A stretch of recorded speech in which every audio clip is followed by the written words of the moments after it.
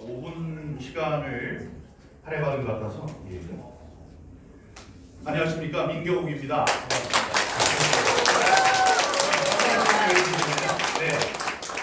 오늘 바이든과 트럼프의 토론이 있었습니다. 그 토론 90분 동안 전부 다 보고 거기에 대한 분석도 좀 하고 그러느라고 약간 시간 늦어서 제가 출사를 못할 뻔했는데 시간 간신히 맞춰서 왔습니다. 오늘 트럼프 토론 잘했습니다. 미세하게 이기는 걸로 여론조사로 나왔습니다. 누가 잘했느냐 하는 여론조사에서도 이기는 걸로 나왔고요. 대한민국에 한 4번쯤 언급됐습니다. 대한민국의 주둔비, 주한미군 주둔비에 대해서 자기가 어떤 전환점을 마련했다라는 트럼프의 자랑이 있었고, 또 바이든은 바이든대로 한국의 기업들을 유치했다는 이야기도 했고, 김정은 이야기도 했고, 그다음에 러시아와 우크라이나의 전쟁 와중에 한국을 비롯한 동양 이 아시아 국가들도 우크라이나의 편, 또 이제 바이든이 자신의 정책에 대해서 많이 지지를 해주고 있다 등등 4번의 언급이 있었습니다. 부정선거에 대해서 얘기했습니다. CNN의 이제 좌파죠. CNN의 앵커 2명 중에 1명이 다나 앵커가 다음번 선거에서 지면 조건 없이 무조건 그 결과를 받아들이겠느냐라는 이야기를 계속 했습니다. 좀 어려운 답변일 수도 있겠죠. 그러나 absolutely라고 그랬어요. 당연하다. 다만 그 선거가 공정하고 합법적으로 치러진다면 나는 그 결과를 받아들이겠다 이렇게 얘기를 했습니다. 이 트럼프 대통령을 만나기 위해서 제가 지난 2020년 4월 선거가 있은 다음에 9월에 부정선거에 대한 관심이 좀 줄어든다고 생각할 때 새로운 전기를 마련하기 위해서 미국을 갔습니다.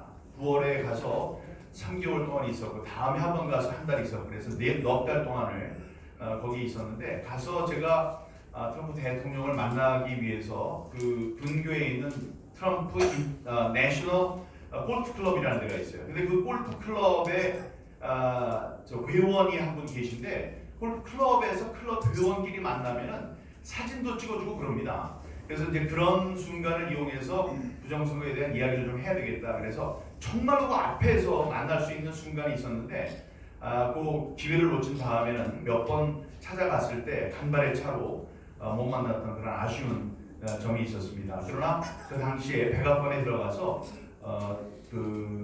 NSC 사람들과 1시간 넘게 부정선거에 대해서 얘기를 했고, 다음에 국무부 사람들과도 이야기를 했던 그런 기억이 있습니다. 그때 부정선거에 대해서 이야기를 했고, 1인 시위를 통해서 지금 조심하지 않으면 다음번엔 당신들이 그 부정선거의 제물이 된다라고 이야기를 했습니다. 그때는 별로 귀 기울여 듣지 않았겠죠. 그러나 그것 때문에 있었던 그 3개월 동안에 저는 부정선거를 목도했습니다.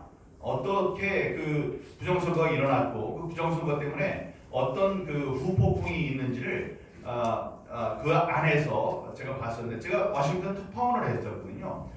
미국에 있는 각종 사건 사고들을 충분히 취재할 수 있는 역량이 있는 사람이죠. 그런데 거기에 정치의 경험까지 더해져서, 그리고 다른 거 하나도 취재하지 않고 부정선거만 석 달 동안 취재를 할 수 있는 그런 기회가 있었기 때문에 저는 미국 대선에서 벌어진 부정선거를 속속들이 알고 있습니다. 여러분, 트럼프 얘기를 하면 한국에서는 얘기를 합니다. 다른 건 다 좋은데 트럼프랑 엮이지 말아라. 그렇게 되면 당신이 손해를 본다. 한국 사람들은 트럼프를 싫어한다 이렇게 얘기를 합니다. 그게 맞는, 물론 여기 교수님께서 많이 얘기를 해주시겠지만 30초밖에 안 남았다네.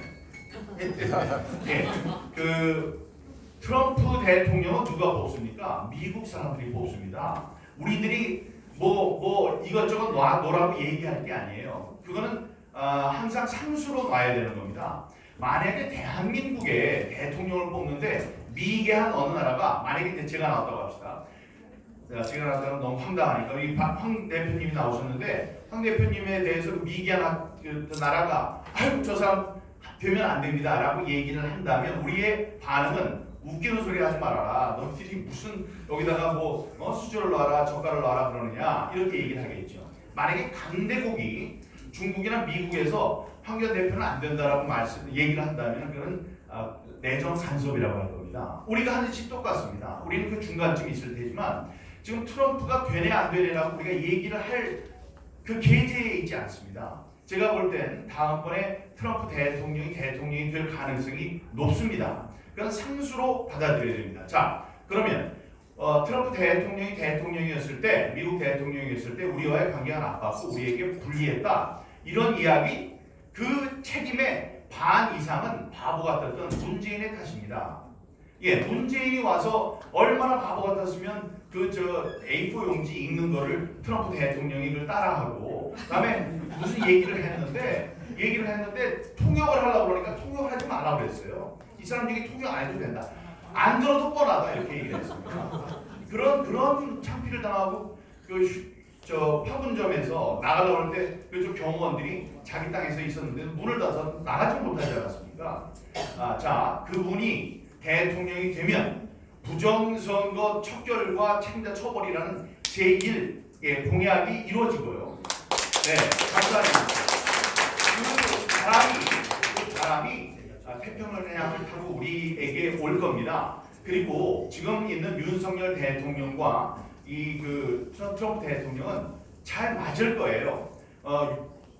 문재인 같이 바보 같은 짓은 하지 않을 겁니다. 그걸 확신합니다. 그렇기 때문에 한미 관계는 새로운 지평을 열어갈 것이다. 그러니 여러분 혹시 이 중에는 그런 분이 안 계시겠지만 트럼프 대통령 되면 안 돼요라고 얘기하는 사람들한테는 꼭 그 얘기를 해주시기 바랍니다.